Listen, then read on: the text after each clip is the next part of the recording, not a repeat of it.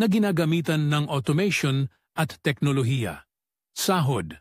Ang average na sahod para sa isang factory worker sa Czech Republic ay nasa 20,000 Czech crown hanggang 30,000 Czech crown kada buwan, 47,000, 71,000 piso. Ito ay depende sa uri ng factory at karanasan ng manggagawa. Ang sahod ay maaaring tumaas kung ikaw ay may karagdagang overtime work o night shifts. Benepisyo at work conditions. Kadalasan, ang mga factory worker ay may regular na oras ng trabaho.